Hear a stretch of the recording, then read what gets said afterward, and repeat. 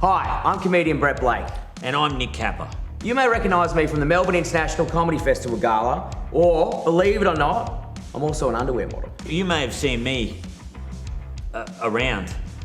Underwear model? Why are you playing Dustin Martin's Fat, brother? I was playing Dustin Martin's Fat Stupid Brother, and it's a role I've been rehearsing for all my life. Oh, don't lose the viewers already. Sorry. In 2021, we decided to embark on a motorcycle journey from Melbourne to Tenterfield to meet up with my mates from Gundawindi for our yearly ride. Now, Brett, I've been riding on and off since age 14. And I've been riding motorbikes for probably the last 6 years. Your little cafe racer to get milk. It's a 1987 GB250, and it's a classic, and I need the milk for my little lattes. Well, Brett, a motorbike like that just won't do. To go on a journey of this magnitude, we needed some trusty steeds. Now, during lockdown, the government issued in a state of emergency, in a crisis situation, you could access up to $10,000 of your superannuation. Whoa! And what was your crisis, Brett? My crisis was I only had one motorbike and I needed a second one. So I purchased a DR650, or as I call it, my bush pig. I couldn't even access my my super because my partner wouldn't let me. Also, to have superannuation, you have to have a job. So I think that's one of the problems as well. However, I got a pie ad. An acting job. An acting job. Was it deep, deep background? It was great, deep background acting. Was it out of focus? Yeah, it was out of focus. Yeah. That's the best you've ever looked. However, it got me $2,000, which was not near enough to buy a motorbike. My hopes were dashed until, on Facebook Marketplace, I saw an XT600 96 model for $2,000. I purchased it straight away. So you didn't even look at it, and you bought this motorbike? Yeah. I know this story as well. So a guy with a snake tattooed on the side of his face, he bought it for you and delivered it to you. Yes. And you'd never ridden it before. No. What could possibly go wrong? What could possibly go wrong? Yeah, it's fucked! Fuck. Fuck. What the fuck is that?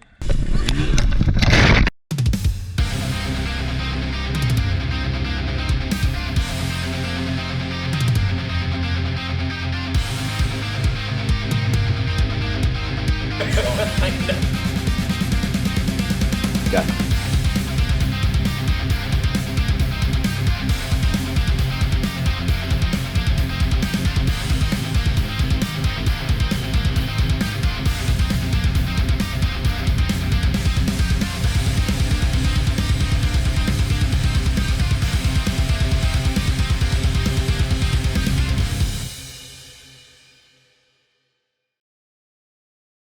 Now, Nick is one of my best friends in the whole world. I love him more than anything else, but he is one of the most frustrating men alive, and also he's always underprepared. For example, Nick, how many times have you run out of fuel this year?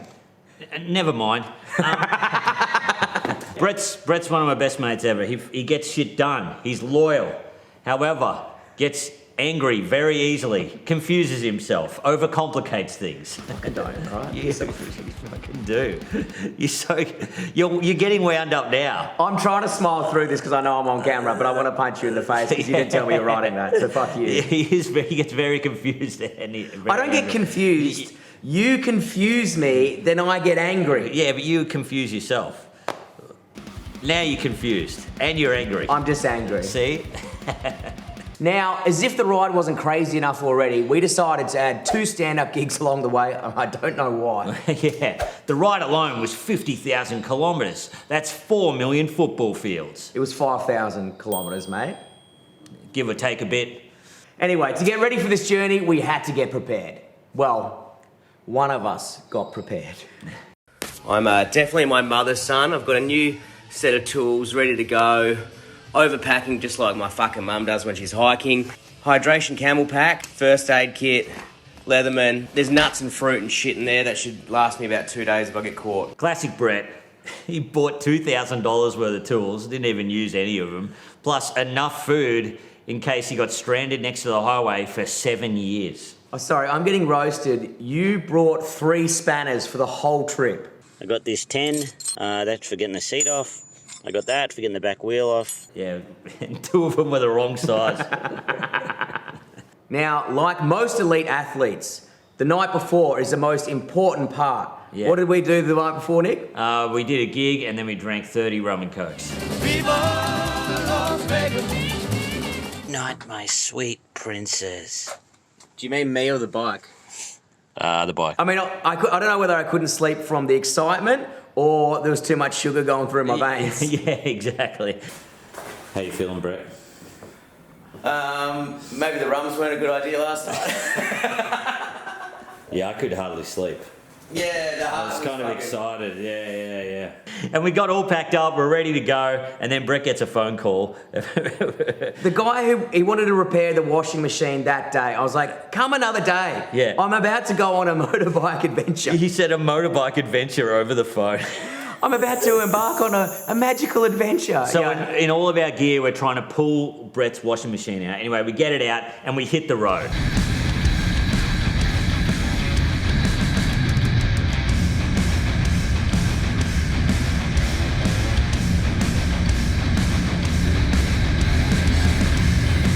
Hit the road to Benalla.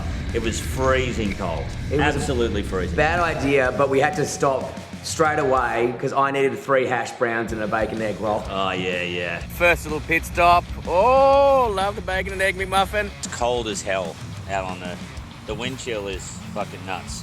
Got the earplugs in as well. Ooh. Oh, man, brutal.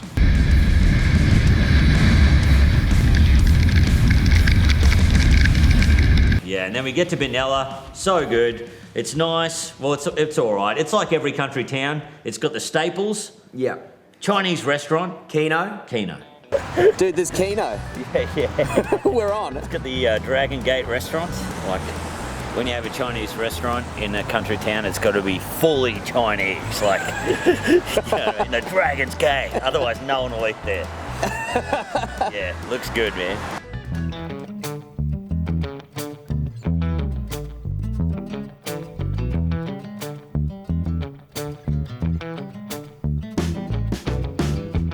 So we finish our schooners and we hit the road. Now, Brett, you would have seen that the camera's a bit foggy there. Yes, I did notice that. That's not unprofessional. It's just when you get it up to around 320 kilometres an hour, the camera fogs up. Yep, It had nothing to do with the fact it was freezing and we didn't clean the lenses properly. That had nothing to do with us. It's out of our control. My mates from Gundawindi, we're called the Border Bunch. The Border Bunch is the world's greatest motorcycle club. Originating from the small town of Gundawindi, we are a bunch of friends that have one thing in common: motorbikes. Each year we go on a 3-day ride to find the best pubs and the best trails, mapped out by our great leader, Stuart Woods. He sent me a GPS trail and it was called The Goat. Oh, God. And I'm like, okay, I'm gonna go on The Goat, right? And that's what we went on? Yeah, so from Benalla, we get on this dirt road and it's fine. Yeah, then it starts off fine, nice day. Well, not nice day, cold day, but it was good. First bit of off-road. Your camera's covered in mud. So, mate? Your camera's covered in mud. Oh, is it? Yeah. Oh, fuck. Then we cross this road, all of a sudden, it's like I've put the whole bike on ice. Fucking hell. My bike was sliding around and then I was behind you and it was like I was following a snake. There was just these big paths. I was like, what is Nick doing? Is he being an idiot or something? I thought you were mucking around. And then I went down. Then you went down. I went down. Oh, I'm down. Holy shit. That was wild. Oh, fuck. It's so slippy. Are you alright? It's like ice, man. Fuck. Are you okay? Far out, man. It was like, I couldn't believe it. I was like, it can't be this slippery.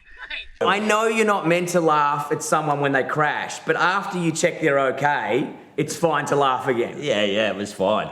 Anyway, it wasn't a big one. Pulled it back up, and I thought, you know what? Screw the road. I'm going to ride in the ditch next to the road.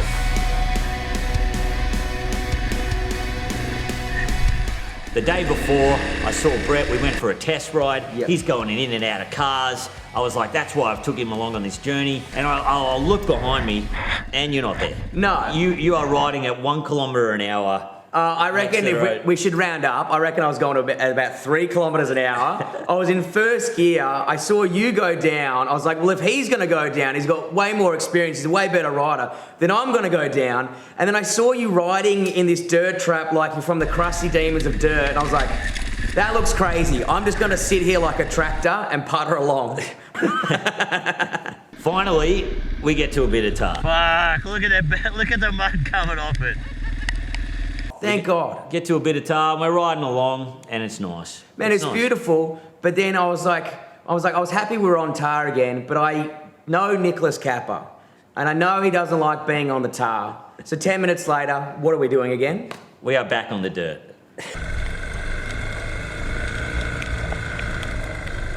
We're back on the dirt, and we come up to like 2 farmers from like properties around. 2 separate people stop us and say, what the hell are you boys doing? Get off this road. Yeah, it's fucked! It's like ice! Just like that! Couldn't get any fucking traction! I know, we're like, well, we'll go off-road, have a bit of fun, and then it's fucking, he's already gone ass up once! And there's also a sign, which I'm pretty sure you didn't see, it says, do not ride on this road when it's wet. Yeah, I saw that. But I thought, hey, might not be wet enough. So there's this one stretch, it says, do not ride when it's wet. Yeah. I get on there, my tyres start clogging up, right? But I go to the side where the grass is. Yep. But even then, I did a full 360 and managed to stay on the bike. Brett's gonna be angry. Hey! Go ass up again! Nearly. It says back there, dry road only! That's good, that means we keep going. I was like, it's only 2 hours into the trip. How have we had this many accidents? Now, I'm still puttering along because all this mud is so sticky. It's caught in my back tyre, and then my bike just keeps like making this clicking sound, like clonk, clonk, clonk, clonk.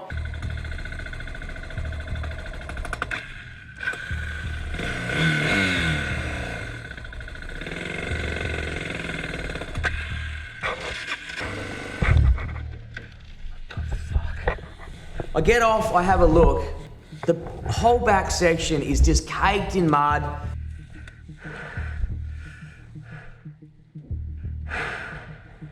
Fuck!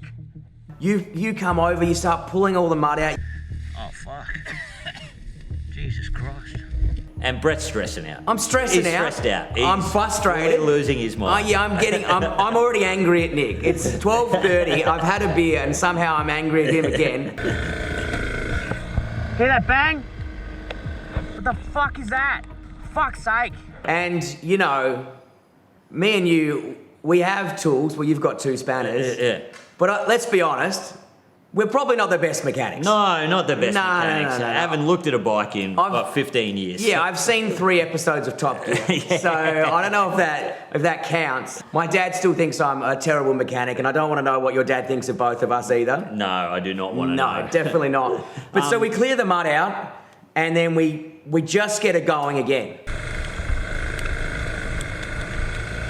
And then there's a ditch. There's a big ditch there, and I'm like, that will be full of water. Yep. But I'm willing to try anything at this point. Yep. It is too bad. I'm not willing, but I have to. Yeah. I go into the ditch, somehow it's dry. Yeah. What are the odds that a spoon drain is dry? I could not believe it. It was wetter on the road than it was below the road. I don't know who the local council is or what they've been doing, but I don't know if they know how drains work. Down here, mate. I see Brett finally get the shits, and he's like, okay, I'm coming in the drain. Yep. He comes in the drain, we get out, we get to the tar. We finally get to the tar. Yeah, baby. Back on the tar. And I'm like, woohoo, let's go.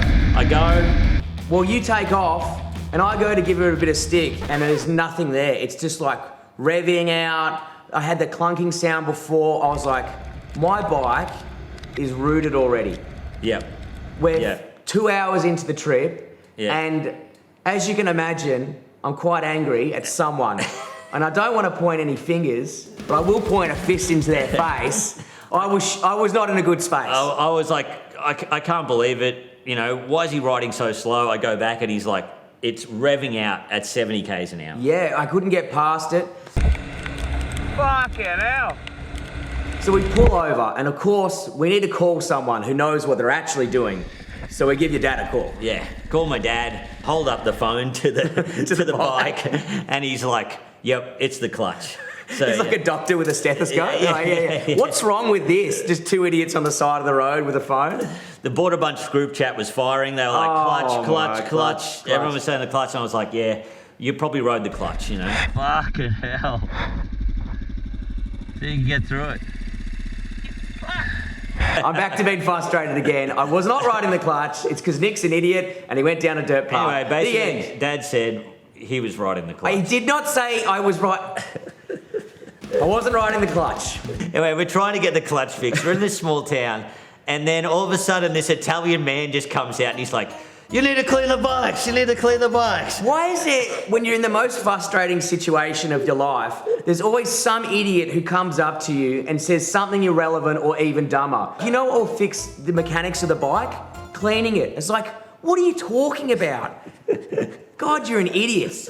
I got so annoyed at him, and then we're like, shut up, man. We're like, yeah, we got to clean the bikes. I had to walk away. I was about to punch this old man for no reason. So, yeah, we were like, okay, we can't get to our first destination. No. We're like, we had to change so far hotels. off. I rang a motorbike shop at Yarrawonga, and they were a Yamaha dealer, but I was like, maybe they can help out with the DR650. This lady answered the phone, and she's like, hi, my name's Gail. And I was like, oh, hi, Gail. And she goes, no, it's Dale. I was named after a motorbike. But the best part is, like, name a motorbike that's called Dale. I don't know. Like maybe a mountain bike, Cannondale? Cannondale? Yeah, no, that makes sense. Maybe she was a mountain biker. And then she kept going like, what is the bike? We won't have parts for it. I was like, it's a DR650. Yeah. It's been the same bike for 20 years. It's one of the most common bikes in the bloody world. I'm sure you can have something that can fix it. Yeah. So we get on the bikes and we ride to Yarrawonga. Oh god, that looks like good. Now, it was only 20 Ks. Yeah. Brett could only go 60, 70 Ks an hour. 60, 70 Ks. We're running out of sunlight. You don't want to ride at night under any circumstances because of kangaroos. And day one, we've already ruined a bike. I'm angry. What are the odds? And now we're riding at night and it's freezing. It's absolutely bucketing down rain. And then also you've got trucks coming along. Oh. We're like, screw that. We are not riding at night again. Yeah, we're like, that's the last time we do that. We're never, ever doing that again. Yeah. Little did we know. We got to the hotel in Yarrawonga, checked in. Oh, yeah. And then she's like, you just go around the back, turn at the Carlton Draft sign to get to your room. In the space of 200 metres, you managed to get lost again. There was no Carlton Draft sign. There was, okay. You had to turn right before the Carlton Draft sign. Then you went past two different streets and we ended over the other side of the road. And I was like, not now. Not today. We're in Yarrawonga, where we went through some pretty terrible mud. Yeah, some real. Can you use a camera light? The one that you packed. Oh. That amounts to it. Oh right. Jesus, that would be better. We rang the local motorbike place to see if they can take a look at it in the morning. It's just running out of power. So we're hoping it's just mud caught somewhere. Anyway, hopefully the guy can have a look at it tomorrow and we're back on the fucking road. Yeah. Because we're already 2 hours behind to the gig at Dubbo. Oh. No good. No good. So I'm frustrated as hell, but at least I've got a beer, and I was like, we can't have any more stupid mistakes today. Except when you brush your teeth with Voltaren. Can you show us just what you brushed your teeth with? I thought it was a small toothpaste, but it's fucking tinny cream. Grabbed it out of my bag today, I thought it was fine. You fucking moron. moron. My mouth. We hadn't even gone 300 kilometres. The bike was stuffed. We were running behind for our gig. Yep. We just had to see what the mechanic would say in the morning. Next step on the wrong way round. We have to make it to Dubbo for a gig. We get roasted by an old mechanic. Kappa's bike falls to pieces. Well, kind of. We nearly die in the rain. Do we make it to the show? I don't know. Do we make it to the show? Do we even make it out alive? Please stop riffing in the voiceovers. All right, yeah. Find out next time on The Wrong Way Round.